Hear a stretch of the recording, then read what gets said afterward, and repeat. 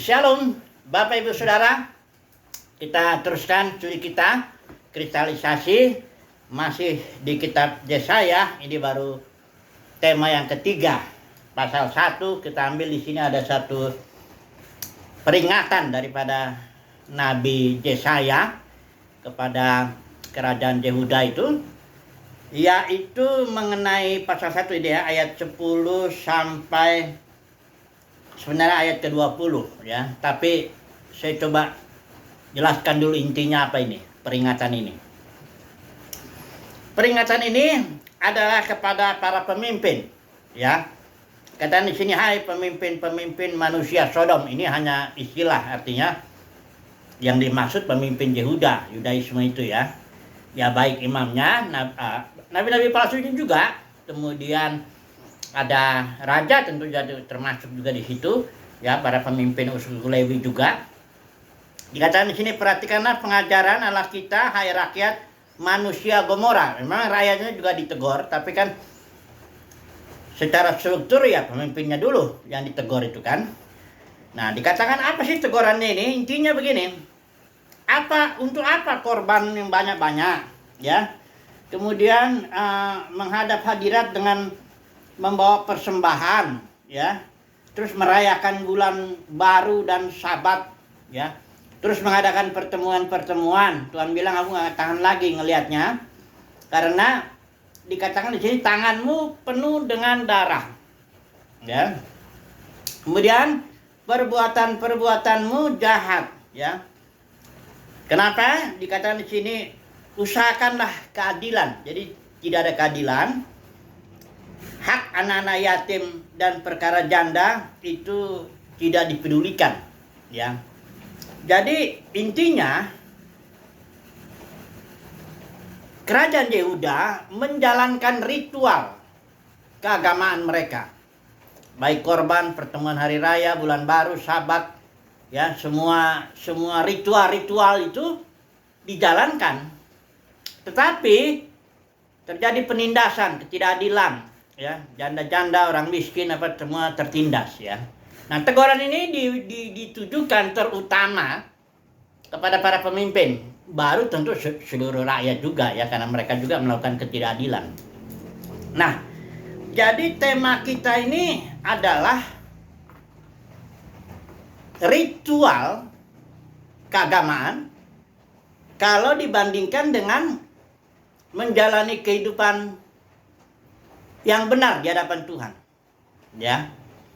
Karena masalahnya dalam konteks perjanjian lama saja, Tuhan sudah melihat, katakanlah melihat batin lah. Kalau ritual agamawi itu kan hanya lahiriah kan.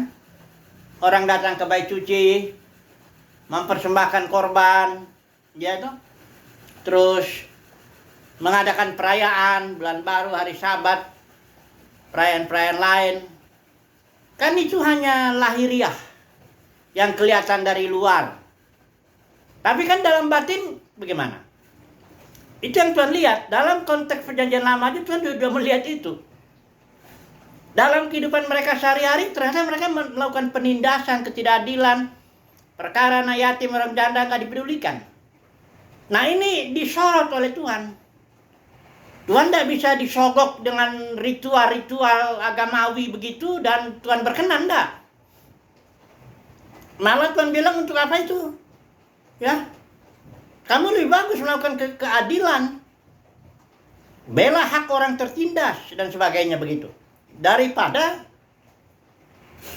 melakukan ritual dan sekaligus melakukan ketidakadilan. Nah, jadi tangkap dulu ya pengertian ini ya, bahwa Tuhan dalam konteks perjanjian lama pun sudah melihat ibadah yang batiniah, katakan begitu ya, bukan ibadah yang lahiriah. Mengapa demikian? Nah, mari kita melihat dulu. Karena dalam pengaturan Tuhan ya, Tuhan selalu melihat iman orang itu dulu. Nah, saya mau lihat dulu dalam surat Timotius ini, 1 Timotius 1 ayat 4 ya. Dikatakan di sini ataupun menaruh perhatian pada mitos-mitos dan silsilah-silsilah yang tiada akhirnya yang lebih banyak menimbulkan perdebatan daripada penata layanan Elohim yang ada dalam iman. Perhatikan ini ya. Elohim menata penata layanan ini berasal dari istilah Yunani oikonomia. Oikonomia itu dari dua kata itu. Oikos atau rumah dan nomos hukum aturan ya. Sehingga oikonomia ini kalau digabung itu pengertiannya aturan-aturan kerumah tanggaan atau pengelolaan suatu rumah tangga. Jadi Elohim itu adalah suatu rumah tangga, keluarga besar katakan begitu. Dia mengelola keluarganya. Karena Elohim juga cuma keluarga, bapak, anak, ada juga Roh Kudus yang feminin, ya El Shaddai, Sat itu Buadadai artinya.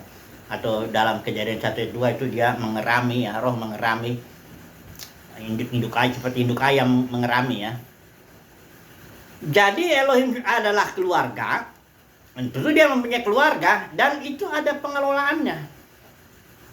Dalam tiap zaman Elohim mengelola keluarganya. Orang-orang kudus termasuk situ, tapi pengelolaan itu adanya di dalam iman. Artinya, dalam setiap zaman apapun juga, Tuhan selalu memperhatikan ada iman enggak, itu dulu. Bukan soal ritualnya, perbuatannya, perilaku agamawinya, bukan itu dulu. Karena pengelolaan Elohim itu adanya dalam iman. Ada banyak orang ahli membagi ya zaman-zaman ini. Kalau saya membaginya 4 aja sederhana yang sebelum Yesus itu.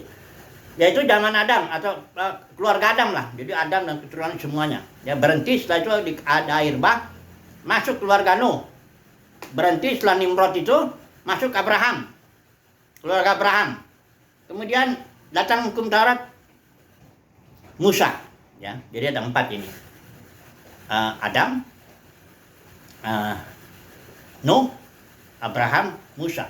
Baru di sini ada keluarga yang saya menyebutnya keluarga para pemenang. Kemudian nanti ada kerajaan, kemudian ada langit dan bumi yang baru. Jadi 7 saya membaginya. Dan tiap periode itu Tuhan selalu mencari iman. Jadi kita jangan bayangkan bahwa perjanjian lama ketika datang hukum Taurat, Tuhan berkenan kalau orang melakukan hukum Taurat dan dibenarkan karena hukum Taurat. Enggak begitu. Paulus sudah tegas mengatakan tidak ada seorang pun dibenarkan karena hukum Taurat. Hukum Taurat diberikan bukan untuk supaya orang melakukannya dalam arti dibenarkan karena itu. Tidak ada. Karena Tuhan selalu iman.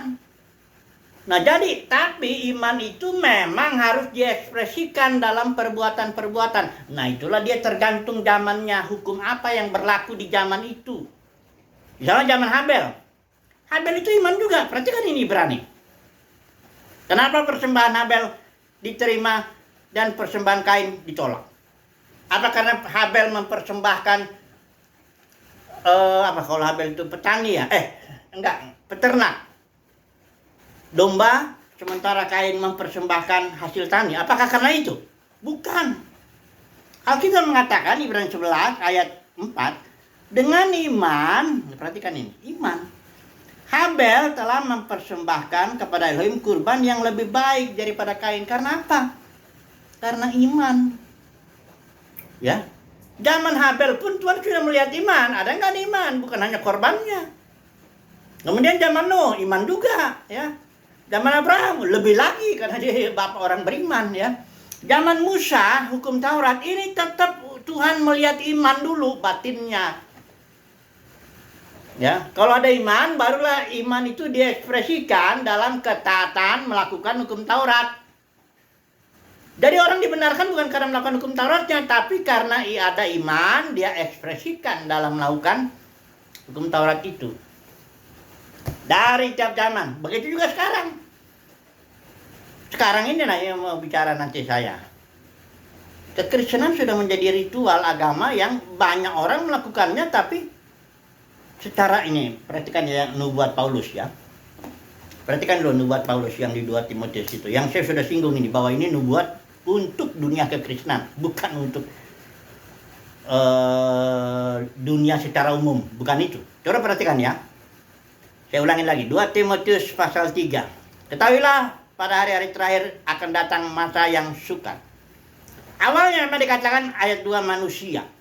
Tapi kalau saudara baca terus ke bawah, ayat 5, secara lahiriah mereka, itu manusia itu tadi, menjalankan ibadah mereka. Ini siapa ini yang menjalankan ibadah? Tetapi pada hakikatnya mereka memungkiri kekuatannya. Ini jelas dalam dunia agama ya, kekristenan. Kemudian di bawahnya lagi, ya. Sama seperti Yanes dan Yambres menentang Musa. Diberi contohnya, contoh orang beriman, umat Tuhan. Ya. Jadi itu juga, walaupun selalu ingin diajar. Ini siapa yang selalu ingin diajar? Maksudnya umat Tuhan. Tapi nggak pernah mengenal kebenaran. Jadi 2 Timotius 3 itu adalah nubuat bagi dunia kekristenan, khususnya di akhir zaman ini, karena ini yang di akhirnya akan datang, dan saya yakin sudah datang. Mengapa? Karena kekristenan sudah menjadi semacam agama terstruktur, sudah masuk hierarki, sehingga ritual itu jadi yang diutamakan. Datang hari Minggu, kebaktian. Nggak salah itu kalau memang digerakkan roh dan ada iman. Tapi kalau itu sudah menjadi rutinitas, sudah menjadi semacam ritual aja lah. Pokoknya datang hari Minggu, disuruh nyanyi-nyanyi, berdiri, duduk, kasih persembahan. Aturan organisasi begini, begitu, jalankan. Itu mereka udah merasa beragama ya. Beriman kepada Tuhan, padahal belum. Tuhan nggak lihat itunya. Tuhan lihat ke dalam batin orang percaya itu, ada nggak ini iman di dalam, ada nggak cari Tuhan. Ya kebanyakan kalau orang datang ke sana mau cari berkat, itu seperti bangsa kafir juga begitu. Datang dia ke satu gunung, misalnya gunung Kawi, gunung apapun, dia melakukan ritual di situ. Yang tadi batu lah, ada dukunnya, ada itunya. Ada pendetanya di situ, ada apanya di situ, apanya lah, orang pinternya kan dibilang gitulah. Tadi diminum detuk, dibuang apapun itu. Pokoknya ada ritualnya lah, ya. Untuk apa mereka datang? Untuk cari berkat, ya. Itu yang ritualnya begini, harus begini, oke, pulang. Nah kan sama kalau misalnya nggak ada iman ya. Tidak ada iman, orang datang hari Minggu, melakukan ritual. Kan prinsipnya sama itu. Dengan orang datang ke Gunung Kawi atau kemana. Mau cari apa? Mau cari berkat. Kekayaan, kemakmuran, kesehatan, apa semuanya itu. Kan sama prinsipnya. Kalau tidak ada iman. Nah, saya akan lebih dalam lagi coba ya. Ada seorang pengamat. Ini saya baru kemarin saya dengar itu. Saya setuju sekali. Dia bilang gini, Hindu itu katanya, itu bukan agama terstruktur atau ada hierarkinya. Hindu itu adalah suatu gaya hidup katanya, lifestyle, suatu nilai-nilai yang dipercaya dan yang dijalani oleh penganutnya itu. Dia nggak terstruktur. Tidak ada jabatan-jabatan pemimpin agamawi, nggak ada. Tadinya. Nah, dia bilang begitu. Nah, pada waktu itu Inggris katanya mau menguasai India. Kan Hindu itu kan dari India dah. Bagaimana caranya Inggris ini mau menguasai bangsa ini? Pertama katanya dikuasai dulu sejarahnya, yang tadi diatur lah. Kan sejarah bangsa itu diatur. Entah dibilang lah itu bangsa itu dari sini yang macam-macam lah. Kemudian agamanya juga mesti diatur, dikontrol lah, disetir lah dulu. Nah, cuma gimana caranya? Karena agama Hindu itu tadinya itu gaya hidup masing-masing penganutnya. Nggak bisa dikontrol itu, nggak bisa diatur, nggak bisa dikuasai, nggak bisa ditaklukkan. Karena masing-masing orang menjalankan nilai-nilai yang mereka percaya. Nah, bagaimana caranya? Nah, Inggris ini bikinlah yang namanya hierarki. Nah, itu baru saya lihat. Hierarki itu berasal dari istilah Yunani. Hierarkia artinya pemimpin ritu suci atau imam agung. Atau kalau orang mengertinya itu struktur atau jabatan atau jenjang. Dimasukkanlah itu oleh si Inggris ini kepada penganut agama Hindu. Jadi ada pemimpin ritu suci, itu ada pendeta, pandita. Ya itu sebenarnya dari istilah itu. Datang ke Kekristenan pendeta, ya enggak, pendeta juga enggak ada di Alkitab. Alkitab dia pemimpin itu para ada rasul yang pengajar, ada juga penatua, diaken atau apa itu. Tapi pendeta yang enggak ada. Itu istilahnya dari situ. Ya, diambillah. Ini bukan soal pendeta atau enggaknya, soalnya strukturnya yang dimasukkan, hierarkinya itu yang dimasukkan oleh Inggris ini ke dalam agama Hindu itu, supaya ada pemimpin ritualnya agama itu. Jadi ada strukturnya, jabatan-jabatan itu, jabatan agamawi. Supaya apa? Supaya gampang dikontrol, gampang diatur, gampang diarahkan. Karena kan Inggris mau menjajah, mau menaklukkan India. Ya, nggak bisa kalau agama itu nggak distrukturkan, nggak dimasukkan hierarki ke dalamnya, nggak bisa ditaklukkan. Ya, ini satu contoh lagi di China. Saya pernah ada orang kesaksian. Mereka di China itu gereja rumah, gereja di bawah tanah lah ya, bukan gereja rumah, gereja di bawah tanah bilangnya. Bukan mesti di bawah tanah. Gereja yang tidak terstruktur. Karena di China setelah komunis masuk tahun berapa? 1954 ya. Diizinkan ada gereja, gedung, tapi ada strukturnya ada. Pemimpinnya ini. Dan Injilnya pun diatur. Si pengkhotbahnya harus dikasih tahu, ini yang kau beritakan. Nggak boleh yang pemerintah komunis campur tangan. Karena dia bisa. Sebab apa? Karena ada hierarki. Ada pemimpin ritualnya ada. Ya, yang nggak tahu pendeta namanya apa di sana bagaimana. Pokoknya ada. Itu bisa diatur oleh pemerintah. Nah, tapi dalam itu Roh Kudus bekerja, ada gerakan di bawah tanah. Malah ini yang lebih banyak. Ada seorang datang ke sini pernah, dia dari Amerika, dia pelayanan di China sana sekarang ini. 80% katanya orang di sana gerakannya di bawah itu, nggak bisa dikontrol pemerintah. Tapi yang dikontrol pemerintah tuh yang terstruktur itu, yang ada hierarkinya itu.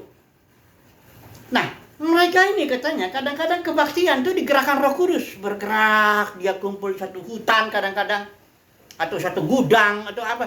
Mereka bergerak kumpul oleh gerakan Roh Kudus. Nah, itu pemerintah nggak bisa tahu. Nah, nanti setelah kebaktian sini misalnya mereka kumpul nguji menyembah Tuhan apa itu bubar. Nah, nanti pemerintahnya bagaimana mau membunuh atau misalnya mengontrol atau menguasai, menaklukkan ini? Nggak bisa.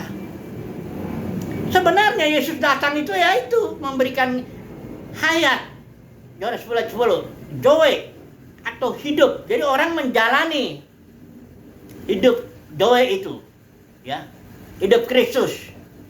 Bukan beragama dalam arti hierarki itu masuk. Itu memang cara, kalau menurut saya itu serigala, bukan menurut saya, Alkitab bilang itu serigala ganas. Kisah para Rasul 20, itu ayat berapa? 28 sampai 30 itu lah. Paulus bilang kepada para pemimpin, karena mulainya pemimpin ini. Paulus bilang, dari antara kalian akan ada orang-orang. Oleh karena serangan serigala ganas, saudara bisa baca itu, kisah para Rasul 20, ayat 28 sampai 30. Oleh karena serigala ganas, kalian akan mengangkat diri jadi pemimpin ritual, pemimpin ritus suci, memagung, tak apapun namanya, atau pendeta, atau apa, kalau dalam negeri Kristenan. Dan engkau menarik murid-murid kepada dirimu. Dengan apa? Ya tentu dengan ajaran palsu. Tidak mungkin kalau dengan ajaran asli ya harus begitu. Ajaran asli itu, gembala asli itu betul-betul ngajarin engkau harus mengikuti pimpinan roh. Jangan mengikuti struktural. Jangan mengikuti aku karena kalaupun Paulus itu bilang dia jadilah pengikutku, itu dia dalam konteks Sebagaimana aku mengikut Kristus, begitu. Jadi teladani aku, kira-kira begitu. Bukan jadi pengikut Paulus bangun sinode. Kalau Paulus mau bikin sinode itu udah gede banget itu. Dia udah punya kantor yang bagus, apa semua yang bagus. Nah, jadi kejatuhan perjanjian konteks Yesaya ini, kerajaan Yehuda itu karena ritual pemimpin ritusnya itu, imam-imam, suku Lewi, apa semuanya itu, raja, nabi-nabi palsunya termasuk. Itu sudah hanya melakukan ritual tok. Tidak ada lagi iman, tidak ada lagi keadilan, tidak ada lagi peduli sama orang tertindas. Tapi ritualnya jalan. Itu yang ditegur sama Nabi Yesaya. Ya, kau ini melakukan korban, untuk apa malah korban itu banyak-banyak katanya dibilang sini. Ya. Persembahan, perayaan, hari raya, bulan baru, sabat, pertemuan-pertemuan. Gak ada gunanya itu. Ya. Karena tidak ada iman. Kalau memang ada iman, nah orang-orang benar dalam konteks perjanjian lama, dalam konteks hukum Taurat itu, kalau dia beriman dan dia mengekspresikan imannya melalui ketaatan itu, ya itu memang betul. Karena Tuhan gak lihat ritualnya itu aja. Dan yang utama dilihat batinnya. Bagaimana ada iman, ada keadilan, ada kepedulian. Nah, itu yang diperhatikan. Maka sekarang kita kembali dulu ke dalam, kita aplikasikanlah dulu ini. Dunia kekristenan. Sebenarnya ajaran yang memasukkan hierarki ke dalam dunia kekristenan itulah ajaran Nikolaus. Niko itu ada menaklukkan, Laus itu kaum awam. Jadi para pemimpin ini menaklukkan kaum awam, mengatur kaum awam dengan cara membuat struktur organisasi. Maka ini organisasi alat, iya memang organisasi itu alat oleh pemimpin untuk menguasai, menaklukkan kaum awam. Itulah ya organisasi. Roh Kudus juga butuh itu. Roh Kudus sama sekali gak butuh organisasi. Malah Yesus bilang, jangan seorang pun disebut kamu pemimpin ya. Gak ada kursi musan, gak ada hierarki. Matius 23 itu. Jangan seorang pun disebut kamu rabi atau bapak atau apapun itu. Kamu semuanya saudara. Karena kekristenan itu sebenarnya adalah gaya hidup. Kekristenan itu karena Yesus memberikan. Yesus gak datang bawa agama, dia bawa hidup. Joe. Diberikanlah itu kepada setiap anggota gereja. Karena biji gandum itulah Joe itu, kalau nggak jatuh ke tanah mati. Jadi mati dulu, Yesus bangkit, berikan itu. Nah, gereja mula-mula itu menjalani hidup Kristus. Tidak ada hierarki di dalamnya. Petrus, Paulus, Yohanes tidak punya kekuasaan. Seperti kursi Musa, tidak ada. Paulus juga hamba roh, tawanan roh, sama aja. Ya.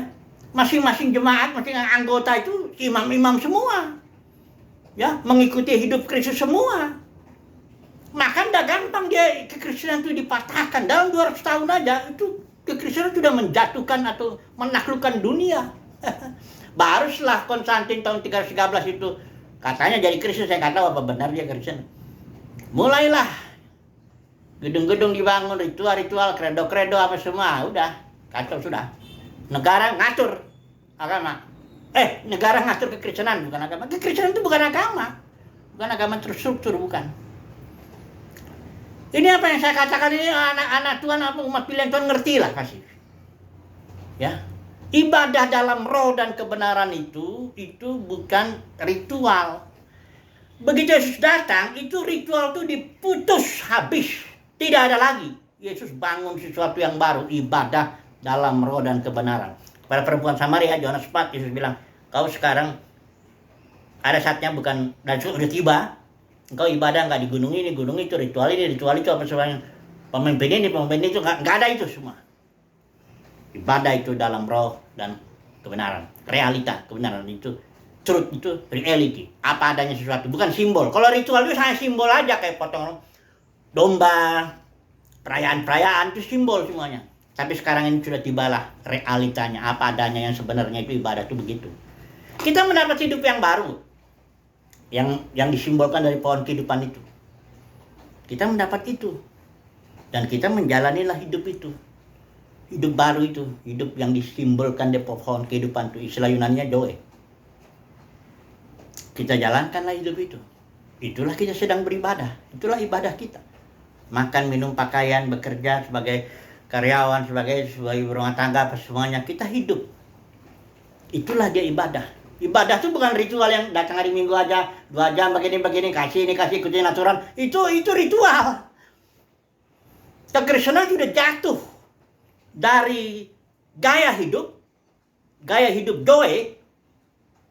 Makanya Rasul Yohanes bilang tuh, dalam dirimu itu ada olesan Roh Kudus, pengurapan. Engkau nggak perlu diajar. Olesan itulah yang akan mengajari engkau makan, minum, pakaian, doa, baca kitab semuanya.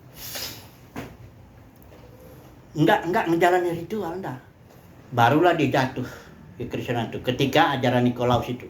Bukan Nikolaus saja, Izabel juga ngerampas otoritas itu, Izabel itu. Ini para pemimpin yang ngerjain ini, Izabel, Nikolaus, dan Bileam dagang. Karena hanya mungkin didagangkan agama atau kekristenan itu hanya mungkin didagangkan kalau dimasukkan hierarki itu.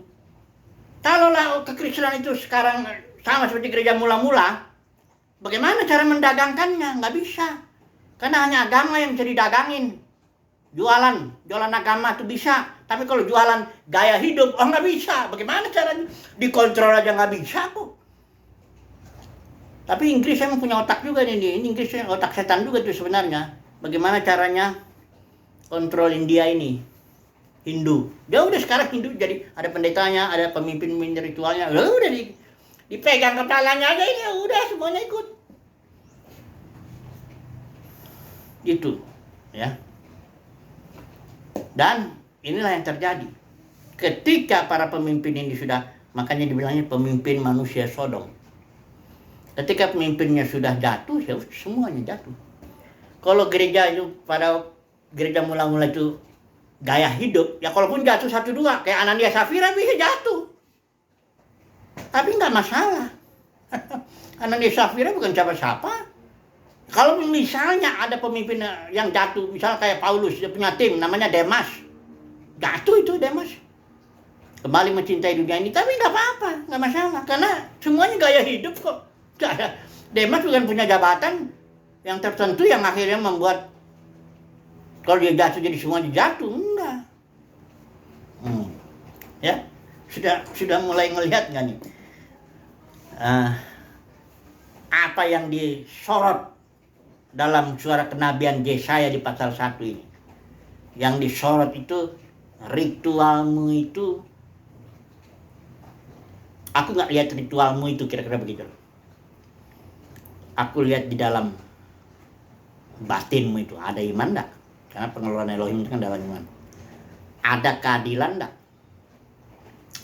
Ada belas kasihan terhadap orang miskin, tertindas, anak yatim piatu, janda-janda atau apa semuanya. Itu yang Tuhan lihat dulu. Dalam struktur itu bahayanya ya, kalau kekristenan dalam struktur ya, yang di atas pasti yang enak, itu udah jelas. Sama seperti organisasi dagang itu kan, manajer-manajer yang di atas ya, dia wajar dia dapat karena dia yang berpikir, dia yang bikin planning, organizing, leading, controlling, dia yang bikin itu. Jadi kalau profit ya, kalau organisasi dagang itu kayak perusahaan itu kan profit. Sama dunia kekristenan jadi profit juga. Fokusnya kenapa? Oh ya sama kok, strukturnya sama. Makanya para pemimpinnya bisa belajar kepemimpinan, leadership dari para ahli manajemen itu semua bisa. Sama aja prinsipnya. Ya, yang untung yang di atas. Bagaimana menjadi hamba lagi? Oh, udah manajer kok. Yang di bawah ini yang kadang-kadang yang janda-janda orang miskin hanya disuruh ngasih uang, makan minum susah dia sehari-hari. Itu terjadi ketidakadilan dahsyat sekali itu. Dalam kekristenan itu yang begitu-begitu. Ada orang bisa melayani dia. Pendetanya tambah kaya, pengerjanya kalau mau keluar ya keluar aja situ. Udah 10 tahun, 20 tahun, 30 tahun melayani situ. Nggak dapat apa-apa, nggak dapat jatah. Gedungnya ya gedung dia. Semuanya punya dia. Ini dia ketidakadilan. Oh yang gini-gini Tuhan lihat ya. Tuhan nggak lihat besarnya seseorang, dia mimpin ribuan orang, nggak dilihat itunya. Ritualnya, khotbahnya, apanya, nggak dilihat itunya. Dilihat dulu di dalamnya nih gimana nih. Terjadi nggak penindasan terhadap orang miskin, janda-janda, yatim piatu? Terjadi nggak atau pengabaian, kejahatan? Cuma itu dilihat. Ada iman nggak dalam semua itu? Itu suara kenabian. Di zaman ini sangat perlu sekali suara kenabian. Nabi itu artinya saya bilang itu pelihat. Kalau dalam kekristenan orang merasa fine-fine aja, baik-baik saja. Oh ini susunya bagus. Oh pendeta besar. Ini gini. Ritualnya bagus gini. Tambah jiwa-jiwa ini. Walaupun kadang-kadang hanya jiwa itu pindah dari sini ke sini. Pokoknya tambah. Enggak itu yang Tuhan lihat. Tidak itu yang Tuhan lihat. Tuhan lihat di dalamnya ini sudah ada hierarki nih, pemimpin ritus. Ritual-ritualnya oke lah, bagus lah, oke lah. Tapi aku lihat di dalam batinnya juga. Ini orang-orang ada iman dah. Ini orang-orang ada kasih kepada Tuhan. Cari Tuhan, cari berkat. Ada ketidakadilan, ada belas kasihan, ada orang tertindak. Itu yang dilihat. Itu makanya suara kenabian Yesaya ini saat ini cocok untuk diterapkan kepada dunia kekristenan. Cocok sekali. Sangat tepat. Oke lah ya. Puji Tuhan, yang mengerti-mengertilah. Haleluya. Amin.